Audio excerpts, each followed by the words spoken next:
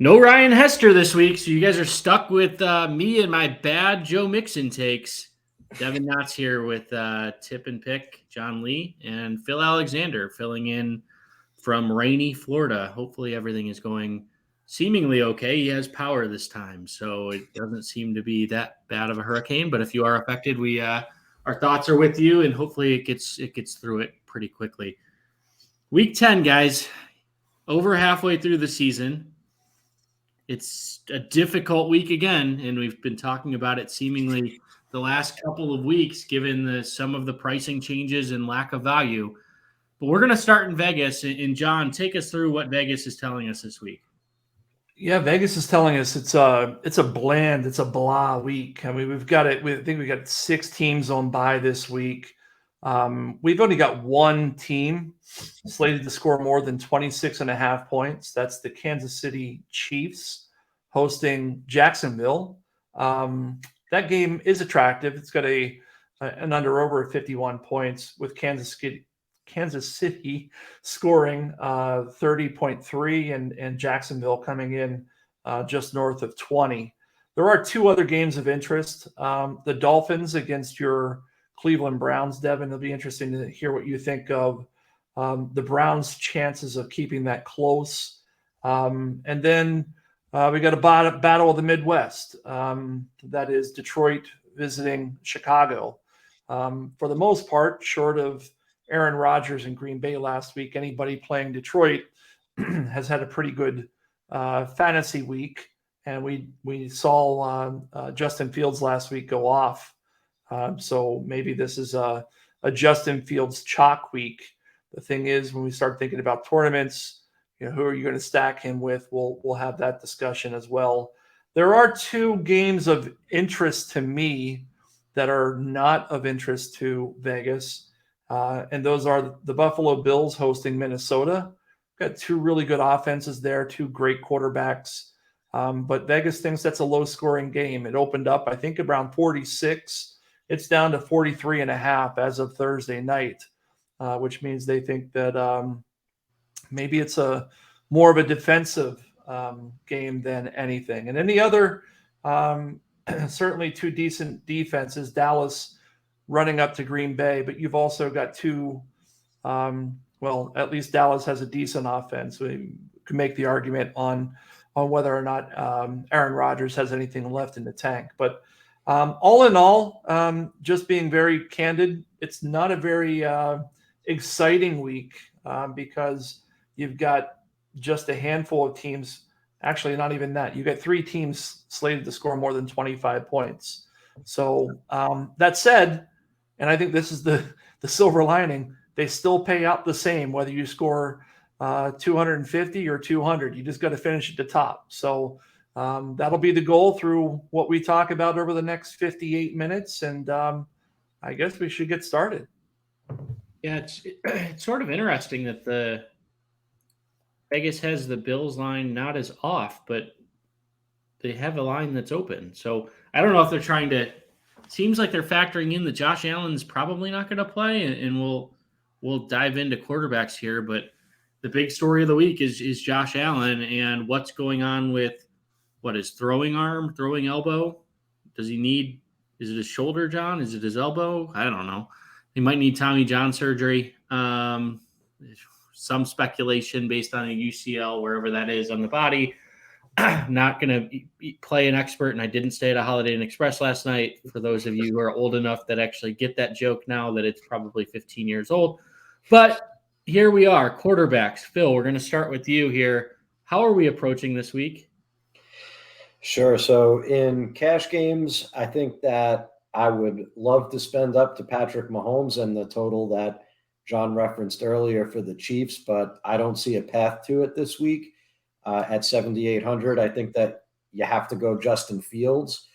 What's been going on there, I think, is that the Bears defense is so awful, and now they've traded Roquan Smith and Robert Quinn, their 2 best defensive players, and the result has been game scripts that call for Fields to freelance. They kind of have no choice. They can't, continue running David Montgomery into the backs of his offensive linemen.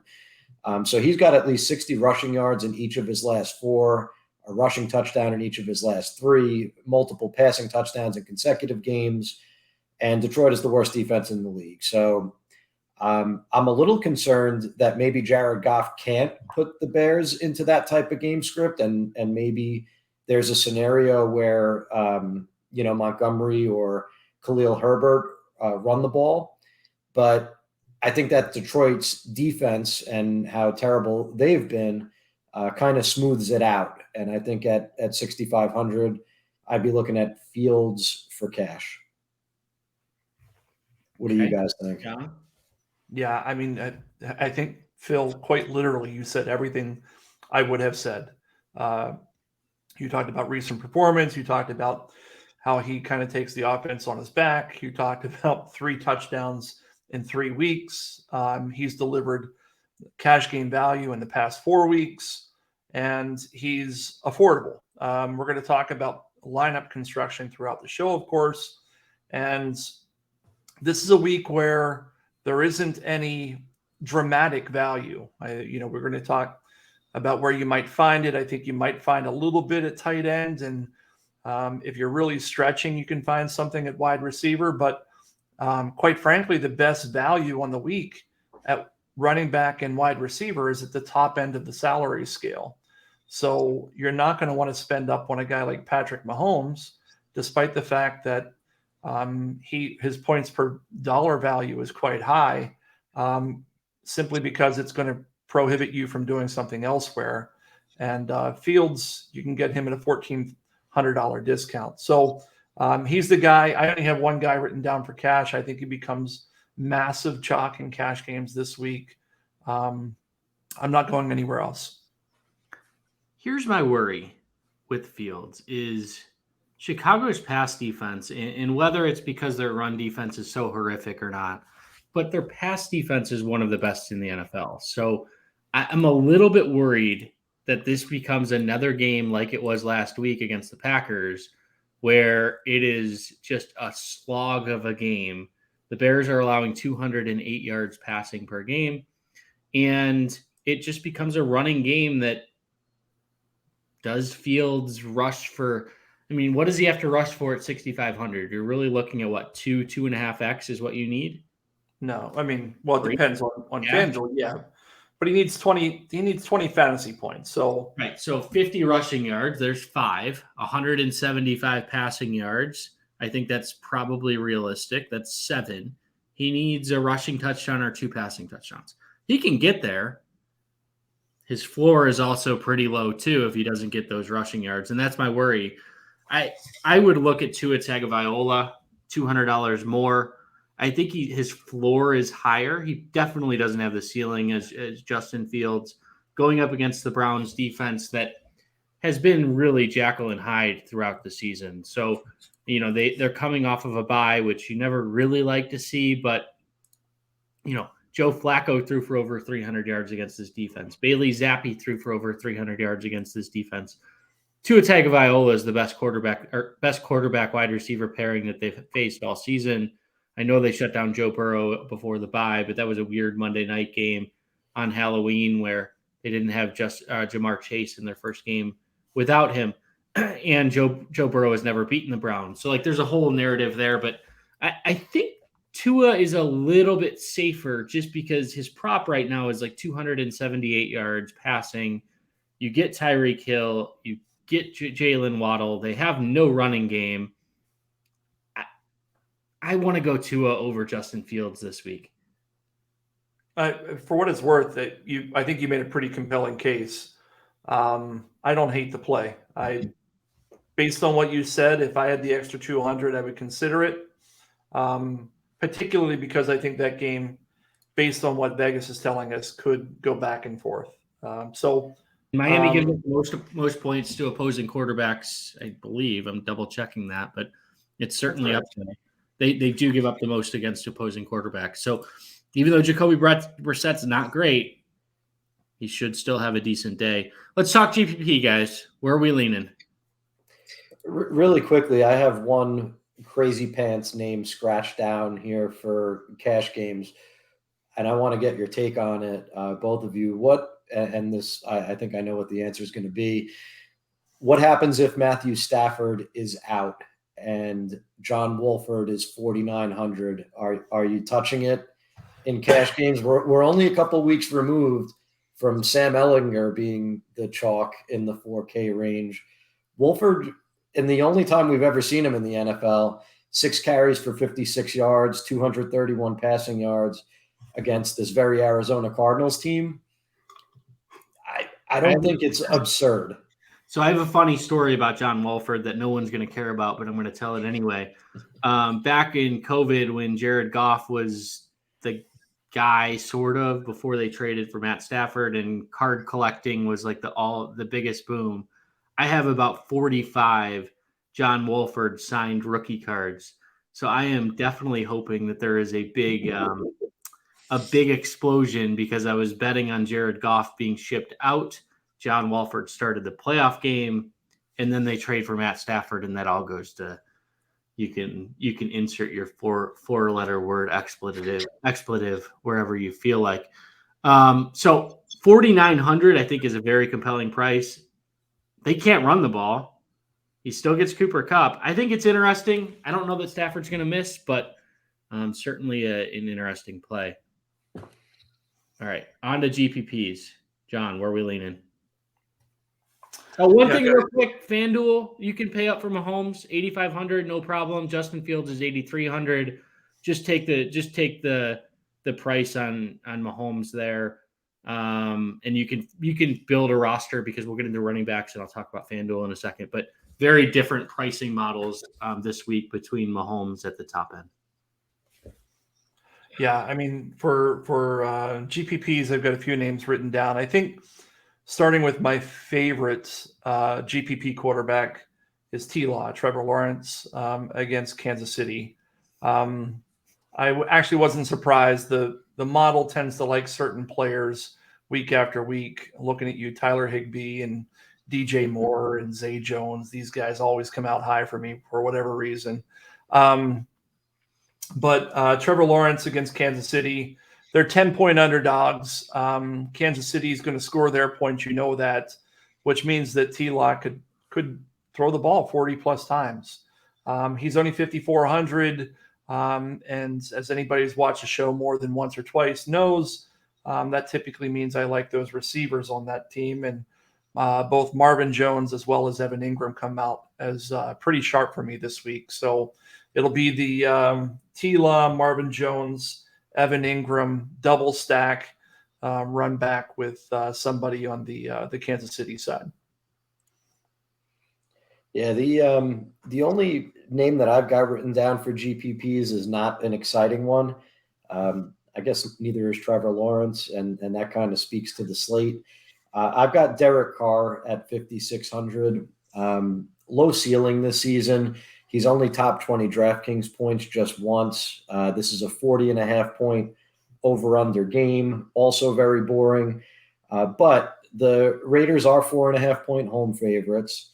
And what I really like about Carr for GPPs is that the target tree in Vegas has narrowed. So you've got Hunter Renfrow and Darren Waller now on IR. So at the very least, you know who to stack Carr with, and you could build a couple of double stack variations. Obviously, you include Devontae every time, but then it's Foster Moreau and Mac Hollins. And I don't know that the Colts defense is for real. Since week 3, they've played Ryan Tannehill. They've played this year's version of Russell Wilson, John's guy, Trevor Lawrence, Ryan Tannehill again, Tyler Heineke, Mac Jones. So they're beating up on quarterbacks they're supposed to beat up on, that pass defense is. But I don't know. Derek Carr could be in a spot to bounce back, and that Colts team is like in the throes of a complete and utter meltdown, the likes of which we've rarely seen. Firing their coach, bringing in a coach that has no experience, a staff that's never called plays. So that could be just like a total boat race. Derek Carr stinks. He does. The only other name that I'll throw in there, Russell Wilson going up against Tennessee. Tennessee has a really good run defense. We saw that Kansas City just said nope to running the ball last week and said, we're going to throw the ball 60 plus times. Russell Wilson hasn't had a year that I think he's wanted. They looked better against Jacksonville this past week, but he only threw for 250 yards. He has been running the ball a little bit more over the last couple of weeks, so I think that there's that, but not overly excited about it. And I think that's the story of the week, is that we're really not excited about much of these quarterbacks. So maybe it's a week that you take off. I don't know, but here we go into running backs. So no real significant injury news, at least so far here on Thursday. DeAndre Swift still doesn't look like he's 100%. I don't know if he's just not going to win that job back. And then Ezekiel Elliott looks like he's going to return. So those are really, and Jerry Jones has come out and said that he's going to split time. And I'm sure that John will talk about that maybe as the resident Cowboys fan. But another position that there's just not a ton that you can just love. And John, let's start with you. Where are you leaning this week? I mean, on DraftKings, the pretty much the best value, the most popular player on the slate is likely going to be Dameon Pierce of Houston, going up against the Giants. They're 4-point underdogs, and Pierce is basically that offense at this point. They've resigned themselves to just jamming him with the ball. He's coming off a week where he had 27 rush attempts for 140 yards against Philadelphia, which is not a bad defense for sure. Prior to that, he had 15 carries and 3 receptions. Prior to that, 20 plus 4, 26 plus 3, 14 plus 6, and so on. So they're feeding this guy the ball. The question with him is whether or not he's going to get into the end zone. And I think out of the past 3 weeks, he's only got in there once. That said, I've got his GPP ownership somewhere north of 30% on Thursday night, which is without question the most popular player on the slate as of today. So he's a guy that I think you've got to put into your cash game lineups first. And then after that, I think it becomes tricky. Both Derrick Henry and Saquon Barkley come out fairly high. My preference is for Derrick Henry, for what it's worth. Henry is 8,300. But as far as lineup construction goes, if you go with Henry, it means you're going to forego the likes of Tyreek Hill and Cooper Kupp at the wide receiver position, because you're not going to be able to fit more than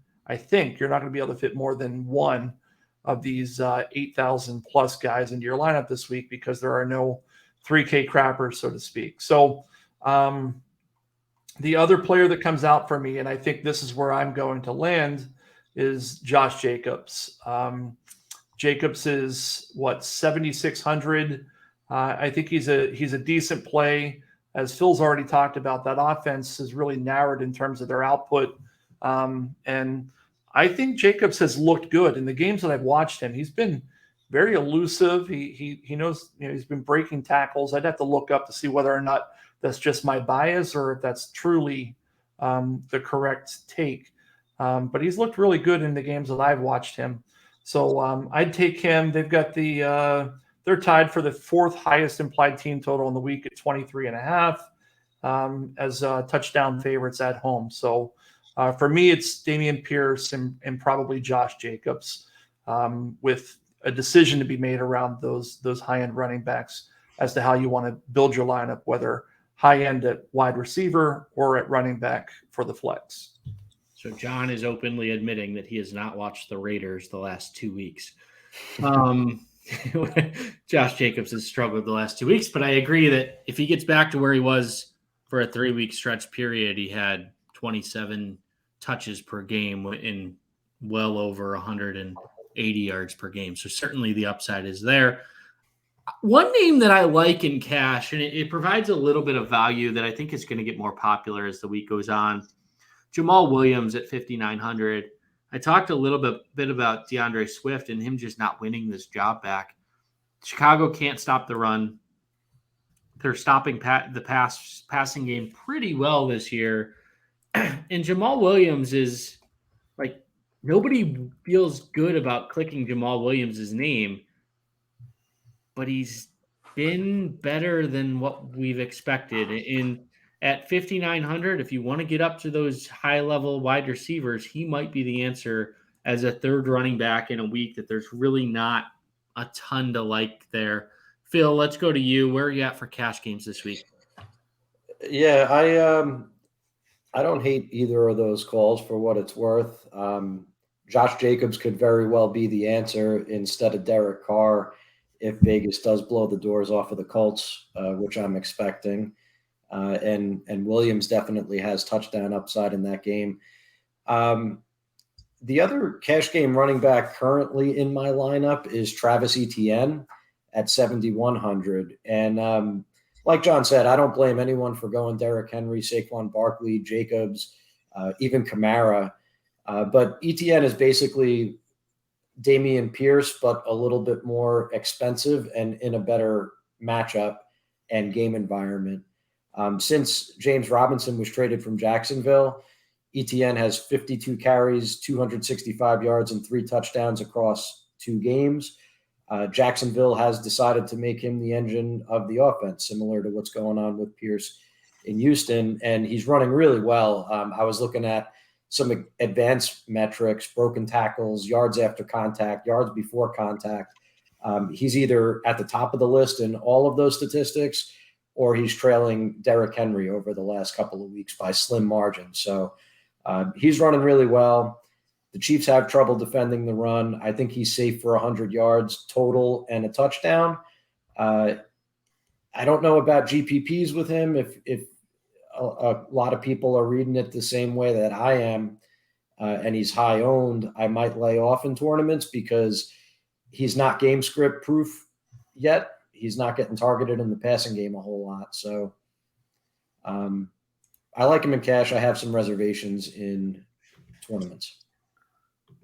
So it seems like for cash games, we're leaning towards the Josh Jacobs, Alvin Kamara, Travis Etienne, Dameon Pierce, and then I threw Jamal Williams in there. Where are we leaning for GPPs? And is it just the same kind of group? Are we just bundling in Derrick Henry and Saquon Barkley? Or are there other guys here, John, we'll start with you, that we could look at to say, hey, this guy could really pop this week? Guys, it's ugly.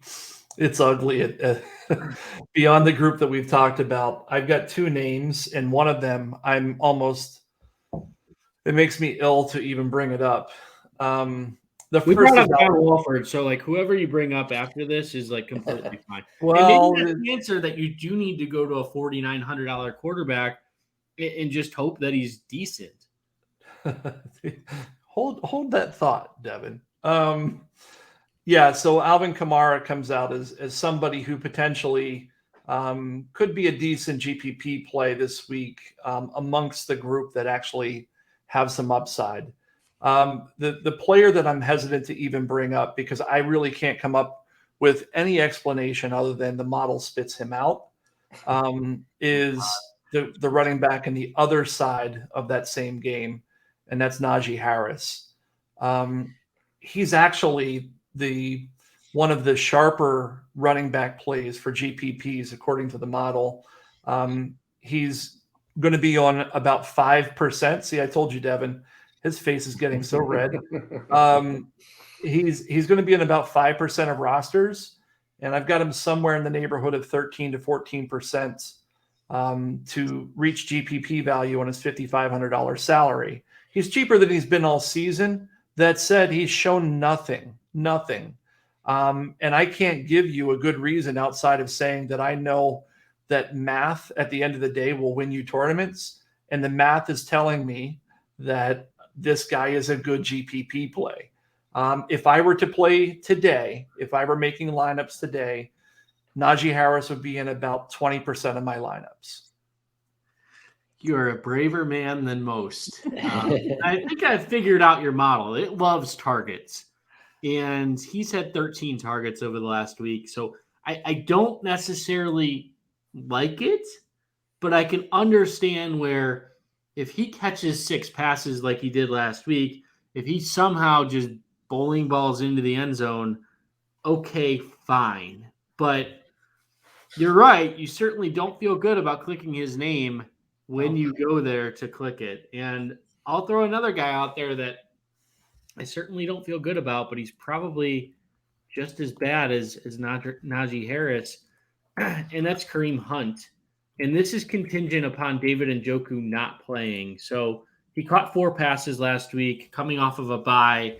We've seen 2 touchdown games from Kareem Hunt earlier this season, but entirely contingent upon David Njoku not playing, and we'll talk about the tight ends, I'm sure, in a little bit. But if Cleveland falls behind, they have nobody to throw to except Amari Cooper. So keep an eye on that one, and he's not going to be highly rostered at all. Phil, give me some other name that we've probably ripped on for 9 weeks, and now we're saying, hey, it's week 10. We like Najee Harris. We like Kareem Hunt, contingent upon David Njoku. I've got a guy that would absolutely belong in that group. David Montgomery at 6K. Oh God. I think it's the if only it works out this way. I have written down here that it's the Joe Mixon corollary. So we've got mega chalk on Justin Fields, right, at quarterback. Last week, Joe Burrow and the Cincy passing game, they weren't overly chalky, but they were popular. And Joe Mixon was the leverage play on the passing game, and it happened to work out in spectacular fashion. I think there's like a consensus that Khalil Herbert has overtaken Montgomery because he's played a hell of a lot better than Montgomery has, but it's a 70-30 timeshare in Montgomery's favor when you look at the snaps. So he's got a better shot at being the leverage in that game. So I don't know. David Montgomery. Okay. Any love how do we think about Devin Singletary if Case Keenum does in fact start? Is there anything there for checkdowns and just, hey, we're going to be really conservative and just try to move the ball? Mildly interesting. Like, they're still favorites, and 3-point favorites seems to be that Josh Allen may not play this week. I don't know. I think that's a name that certainly if they remain favorites after that, 5,600, I probably like him better than Kareem Hunt now that I think about it. What an awful pick that was. Let's go into wide receivers, and somebody save us here. Phil, give me something that like makes me feel good. Oh man, you're not going to like the way that I've broken down wide receivers for cash games here. So I think that in order to get your guys like Pearson, ETN, and I want Tyreek Hill in my lineup this week for cash. So I think you've got to find value at wide receiver, and there's some gross plays there. Let's stop before we talk about the garbage. Okay. So I'll start in the mid-range. Let's talk about Tyreek Hill versus Cooper Kupp. Are we playing one of those guys? Are we not? Sounds like you're playing Tyreek Hill. I think it depends on whether or not Stafford is active. If Stafford plays, honestly, then I don't really have much of a preference. But as of right now, I'm assuming Stafford will be out. That concussion was diagnosed late. So he's going to have an uphill battle clearing the protocol.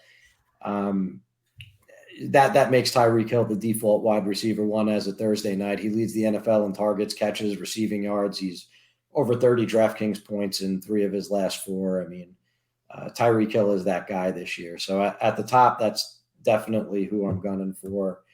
And then in the middle, I like Amon-Ra St. Brown. The targets have been there since he got back from injury, 19 in his last 2 games. But he's disappointed a bit, so he remains affordable. After watching Hill and Waddle carve up the Bears last week, I think that he's good from a matchup standpoint. And he's playing against his brother on the other end. I mean, the brother narrative, you gotta give that a little bit of a sway, right? I mean, who doesn't want to show up their brother? Yeah, the practice squad brother, but that's okay. All right, so you are at Tyreek Hill, or Amon-Ra St. Brown. Anybody else you like this week? Well, then you have to go to the ugly names. John mentioned Zay Jones. He is once again the optimizer's best friend. He projects. Why? I don't know. He projects because he's on the field every snap. I mean, he's not going to turn his targets into much more than 10 DraftKings points, but for 4,400, and if it gets me to Amon-Ra and Hill and running backs that I like, then I'm willing to do it.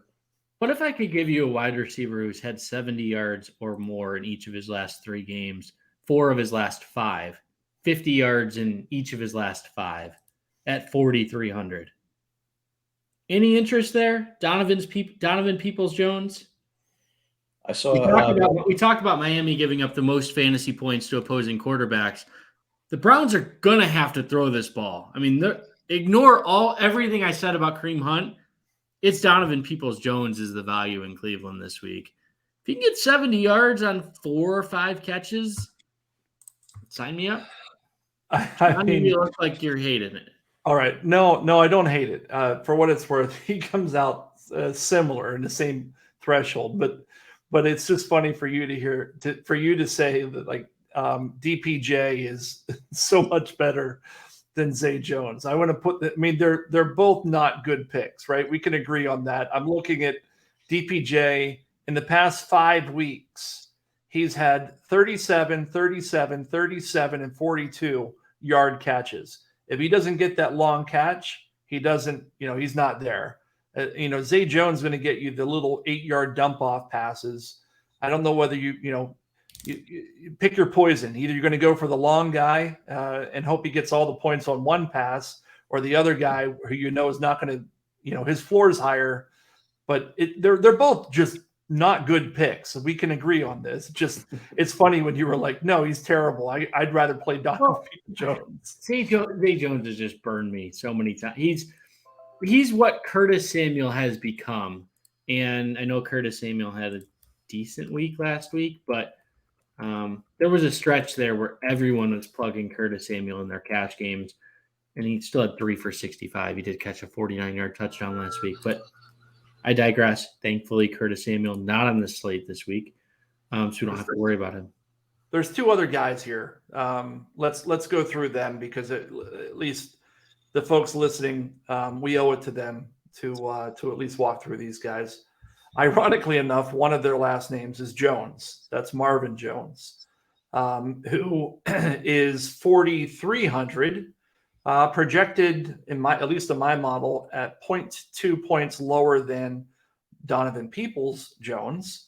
And then the other one who might be my favorite of the bunch is Mac Hollins at 4,200. We're about to talk about tight ends here in a moment, and Darren Waller's just put on the IR, and surprisingly, at least for me, Hunter Renfrow was also put on the IR earlier today or late last night. So as Phil talked about earlier, really there's not a whole lot of choices for Derek Carr. So you've got Zay Jones, Peoples-Jones, Marvin Jones, or Mac Hollins. Who are you going with for cash? DPJ for me. It's entirely about the Browns. I think are going to be behind. I think that Miami is going to score, and they're going to have to throw the ball. Phil? My concern on Mac Hollins is your love for Josh Jacobs, right? What if it's just Vegas continuing to lean on the run and there's just not enough passes to go around there with Devontae Adams blotting out the sun? So I'm going to dink and dunk my way with Zay Jones. My concern about Mac Hollins, he's 29 years old. He has 398 yards receiving this year, and that's the most in his NFL career. He's just not a good player. He's a big body. He can do things. But do we really trust Derek Carr? I don't. But you trust Jacoby Brissett? Against the worst pass defense in football. They're not the worst pass defense in football. Let's make that very clear. Well, they've given up the most points. The viewers and listeners are now understanding why we weren't excited about this slate to begin with. It's not attractive. I think you got three different answers here for everybody. You've got I think I'm rolling with Mac Hollins. You heard Phil, Zay Jones, and Devin going with Donovan Peoples-Jones. And I don't think any of us are confident in any of those. No, so John, let's just go back to the top end here, and let's talk about names that actually matter. Tyreek Hill, are you playing him? Yeah. I think he's the guy that I want to spend up on just because Tua is feeding him so much, and the matchup, as you've already pointed out, is pretty good, and the offense rolls around him. I have to admit that he surprised me this year. I didn't think he was going to be as good without Patrick Mahomes setting him up, but they've done a lot. And this guy, I think with last week being the exception, he had double-digit targets in 4 of the past 5 weeks. He's the guy I want to spend up with. So that's the one. Yeah, my only concern there is Denzel Ward is one of the fastest corners in the NFL. If there is a corner that could keep up with Tyreek, and maybe this makes Jalen Waddle a really good GPP play, but Denzel is going to shadow Tyreek Hill. And that would be the only thing that I need to look up their past performances against each other. Admittedly, I'm woefully unprepared like normal, but that would be my only concern. I'm going to look up while we talk. I will look this up. I don't know what the history is there, but we'll see. Did we get the GPPs for wide receivers? Let's talk GPPs. Where are we at, Phil? All right. While we look this up. Well, if my Derek Carr long shot is going to come through, it's probably not going to be because Mac Hollins had a career game. So I'm playing him with Devontae Adams coming off his second game of the season with 17 targets. Again, with that narrow group of pass catchers to work with, would it shock anyone, if they moved Adams into the slot more to take some of those easy Renfro targets and just manufacture touches for their best offensive player? I don't think so. And I think with what we're talking about, with the way the salaries work out, I don't know if he'll get past 12% rostered, which I think is a pretty good number for Devontae Adams. And I'll go back to the well on Chris Olave at 6,800. He hasn't popped in a couple of weeks. So I think that his ownership is going to be depressed a little, but the air yards profile is still there. Top 5 in the league over the last 3 weeks. And the Steelers, the last we saw them, A.J. Brown was like just stomping on them. They're the worst defense against wide receivers in the league by a wide margin, especially over the last 5 weeks, mostly due to that A.J. Brown game. But they've allowed 86% more PPR fantasy points than league average to wide receivers over the last 5. I wish that Jameis Winston was coming back for this game. It's going to be Andy Dalton, but I do think that Olave could still get there against the Steelers.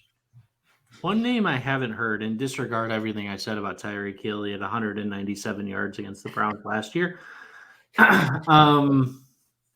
It's a sample size of 1, so give me a break here. But JuJu Smith-Schuster, interested? He's been good. So. He's over the last 3 weeks, 113 yards and a touchdown, 124 and a touchdown. Last week, 10 for 88. Has the pricing adjusted enough at $7,000 for JuJu? For me, no, because he's still going to be popular. I've got him. I don't know where you have him, but I'm projecting him somewhere around 15%. I'm a little lower than that at 12. So we're in the same ballpark. Yeah. So I think if he's lower than 10, I'm interested. But 10 to 12 is about the right area for him this week. If you're going to go for a receiver there, it's Marquez Valdez-Scantling. He's the better GPP play. He's still getting a ton of snaps. I don't know if Kadarius Toney, what's going on there, but he didn't play much last week. If it was just a playbook thing, but he's not projected well this week. So I guess we'll have to see. But from my perspective, if you're going to go with a wide receiver on the Chiefs this week, it's MVS, and of course, if you're going with the receiver, it's Kelce as always, even though he's washed up. 1 target on 68 pass attempts from Mahomes last week for MVS. Yeah. McCole Hardman might be out. He has an abdomen injury, so I'm sure that plays something into it. That just worries me a little bit. Not saying you're obviously smarter than me when it comes to GPPs. So, okay, I think we pretty much covered it. Any other names we want to mention? One thing you've already canceled out your comments, but just for the sake of tying a bow on it, I canceled them out. Play Tyreek Hill. Denzel Ward's only shadowed one person all year, and that was Deontay Johnson. So apparently he's not shadowing anybody this year. He stinks this year. He's not very good, but he is fast.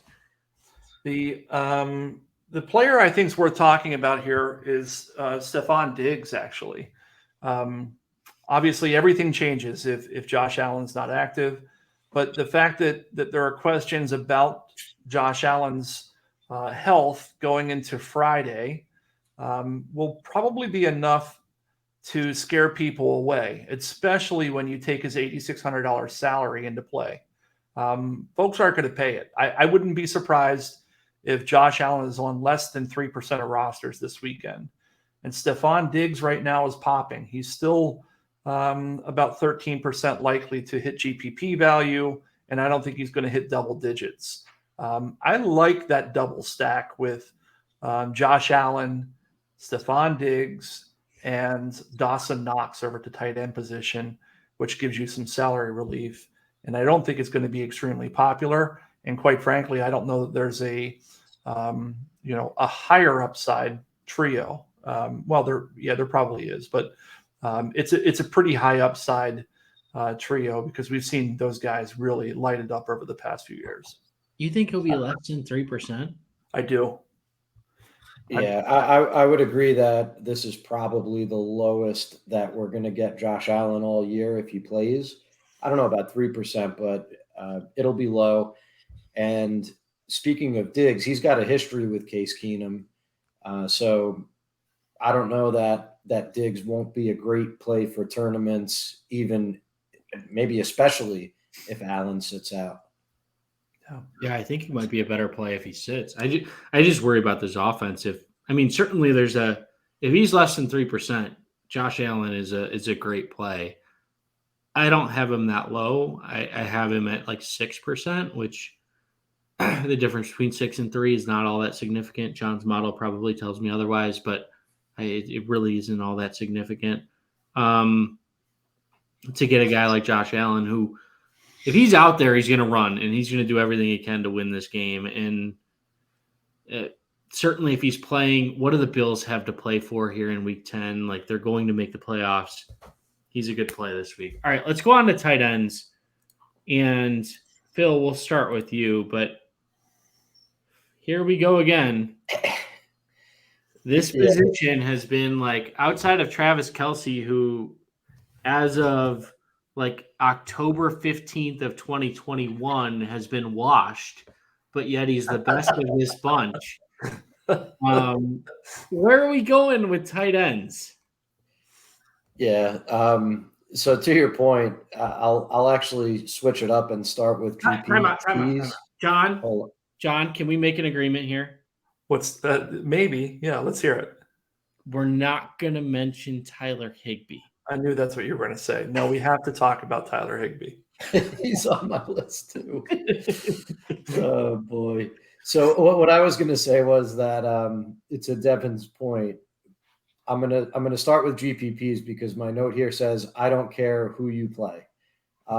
Going back to cash games, I think the way that the roster construction breaks down, you've got to save at tight end this week. And I think you've got two choices. Either Foster Moreau or Greg Dulcich are fine by me. I guess if I had to flip a coin and pick one, I'd lean Dulcich because he's got superior athleticism and upside. But I think either of those guys is fine. It just depends on if you have the extra 200 to get to Dulcich or not. John. I agree with Phil. For me, it's the same two guys, only I go with Foster Moreau, but it's the same two guys. Save the money. This is a highly volatile position, and then spend up elsewhere. We're looking at, for cash, we're looking at Foster Moreau or Greg Dulcich this week. Anything about the guy? No, we're not doing that. Let's go. I'm just trying to find another name just to like keep this show going here, but maybe it's not. and maybe it's just that simple. Like Evan Ingram at 3,300. I know a lot of people were on him last week. Maybe that makes him a good GPP play. He was disappointing. He had one catch for 8 yards. But no, I don't believe any tight end had over 10 points on the main slate last week. So we're really trying to just find that one guy who can get a touchdown. I mean, look, if Wolford starts for the Rams, is it conceivable that Tyler Higbee is the safety valve? I think it is. I think it is. I'm not entertaining the name Tyler Higbee. Do you know how many times Tyler Higbee has been brought up on this show? We were talking about him back in week 4, and we had debated David Njoku versus Tyler Higbee, and that's like the one argument I've won all year. So like, I'm going to hang on to that one all season. He is absolutely the Zay Jones of tight ends and optimizers. Yeah, he doesn't score touch. He's the Chris Godwin of tight ends, I think is what I called him last week. Okay, that's good too. All right, GPPs. So it sounds like cash, Foster Moreau, and Greg Dulcich, Greg Dulcich, I'm fine with either one of those guys. Could you make a case that you pay up for Travis Kelce in GPPs? Yes. Sure. The differential between him and the next closest guy could be massive. I mean, he's a wide receiver 1 at the tight end position, and he's playing for the team that has the highest implied team total on the week. I've got him somewhere in the neighborhood of 11 to 12% owned right now. And if he were a wide receiver, he would probably be 20%. So he's an excellent GPP play, but you're going to have to find value, and you're going to have to be talking names like Zay Jones and Marvin Jones. I mean, and you wouldn't do those in the same lineup, obviously. But Jones, Peoples Jones, Jones, and Jones. Yeah. Phil, where are we at? Like I said, I really don't care who you pick. Pick a tight end that's going to be. Wait, what? You have to care. I was going to say pick someone who's going to be on the field, but you guys have gone through all the names. If you want to do some Kelce, sure. If you think Higbee could be a safety valve, sure. If you think Evan Ingram won't go out early with a back injury, sure. What about Dawson Knox? If Allen plays, I guess. I don't know if I'd be thrilled with Case Keenum's tight end. Do we really think that Allen's not going to play? I mean, we talked about it, but what are the odds? Do we know? That spread just has me really nervous. Right. Yeah, I think Vegas has reacted. He hasn't practiced at all this week. Not even on a limited basis. If Josh Allen's playing, that spread is 6.5. Why is it 3 at home? Right. That just screams that he's not playing, or there's a high probability that he's not playing. Maybe it's a pick 'em if Case Keenum is playing, but that just makes me really nervous. But we'll certainly know by Sunday. So, let's just pretend in a world where like Case Keenum does start. I actually don't think Dawson Knox is that bad. I mean, as a college football fan, Case Keenum will always have a special place in my heart because he broke basically every record in college. But looking at like his 2018 stats in Denver, and we'll pull this up, but did a tight end actually pop? And we're sort of working on this on the fly, but like they're going to have to dump things down. They're going to have to, I don't know. Sure. Why not? We just talked about Greg Dulcich, for God's sakes. Maybe we're back to where Phil landed, and that was just pick somebody. And by the way, Tyler Higbee is a strong GPP play this week. Yes. All right. Najee Harris and Najee Harris and Tyler Higbee, everybody. Yep. Load them up. All right. That's enough tight end talk. Let's go to defense. John, make me feel good after 50 minutes for the people that are still listening to this debacle. Yeah, I mean, look, the guys that I have listed, or excuse me, the teams that I have listed here are the Saints going up against the Steelers at 3,500 and the Titans going up against Denver at 3,200. That's if you have enough money to do that. I don't know that you will. It really depends on how your lineup construction is built.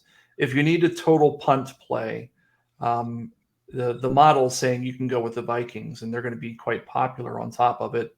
They're 2,200 going up against Buffalo, which feels wrong. But if, going back to what we were saying, if it's Case Keenum under center, then you're going to see the Vikings blow up, and they're probably be in 30% of lineups. For GPPs, for cash games, it'll be 50. And oh, by the way, do not, and I mean this from the bottom of my heart, do not play the Vikings in your tournament lineups if Josh Allen is not quarterback. It will be the worst play of the week, even if it pays off. I don't know. Najee Harris is pretty bad. Phil, where are we at? My favorite defense this week is the Arizona Cardinals, and that is regardless of if Matthew Stafford starts or sits. The Rams have allowed the most fantasy points to enemy DSTs, and that's all with Stafford. That O-line is horrible, and they turn the ball over a lot. And in GPPs, I don't hate the Steelers, even though I liked Chris Olave. If they're getting back TJ Watt, and I believe their starting safety who's been out all year, the one who plays next to Fitzpatrick, his name's escaping me, but I think he might be coming back this week too. There's a chance they come out of the bye healthy and looking more like the Steelers defense. So if that happens, I'm keeping an eye on the injuries, and I like them for tournaments because I don't think most people would pick up on that. Yeah, and that would be Terrell Edmonds. For those that aren't paying all that much attention. Andy Dalton, sure. The Raiders certainly have to be interesting. I mean, this Indianapolis scenario could just be a complete and utter debacle. They have the assistant quarterback coach of the Colts calling plays. Jeff Saturday is going to be their coach. Sam Ehlinger is the worst quarterback that I've ever seen in the NFL. And the Raiders aren't very good, but Sam Ehlinger doesn't even look like he could start for a top-tier college right now. So I think that the Raiders certainly have to be in play at 3,800. Agree that the Vikings are not a strong GPP play at 2,200, even though it's tempting because you're going to want that savings. Okay, so here we are, 54 minutes in. Give me something that we haven't talked about. Make me feel good about week 10 and why I should play. John, let's start with you. I mean, the best thing that I already said it. That is that the prizes pools are still the same. And people, typically what happens on a week like this where, there's not a whole lot of obvious choices, they gravitate towards the ones that are shiny. This is a week where a guy like Najee Harris will win you a GPP. I'm not saying it's him. What I'm saying is a name like that will win you a GPP on a week like this. I think that's the best advice I can give you is don't be afraid to go outside the box on a week that just doesn't feel good. It's probably a good week to go after that big prize. So. Yeah, I kind of had the same thought, is that the chalk kind of stinks this week, and that means that it's a good week to tell yourself a story about one of these middling or underwhelming over-unders, and which of the games do you think has a shot at going way over. So, maybe Denver coming off a bye week figured something out, and Tennessee's got their quarterback who could throw the football back. Maybe that one could go back and forth. Maybe it's the Raiders with Derek Carr and Jonathan Taylor looking healthy on the other side to make that game go. Aaron Rodgers is at Lambeau Field. Maybe he could pull his head out of his behind and make it a game against the Cowboys. They've been in some high-scoring games. So, craft a narrative, stack the game up, fade the chalk, and see what happens. And I'll just give you my final thoughts. If you're in a state that still offers apple picking, go apple picking this Sunday. It's gonna be beautiful weather here in a lot of the country. And here very soon we're gonna have snow and we're not gonna have football, and it's just gonna be miserable. So if you're in a state, it's closed here in Illinois, but if you're still in a state that offers it, this might be a good week. With that, Devin Knotts here. Thanks to John and Phil, as always, for stepping in. Phil's going to be here for the next couple of weeks because I'm going to be out for a period of time as we're having a second child. So looking forward to that. But with that, Devin Knotts here, and we will see everyone next week. Thanks, everybody.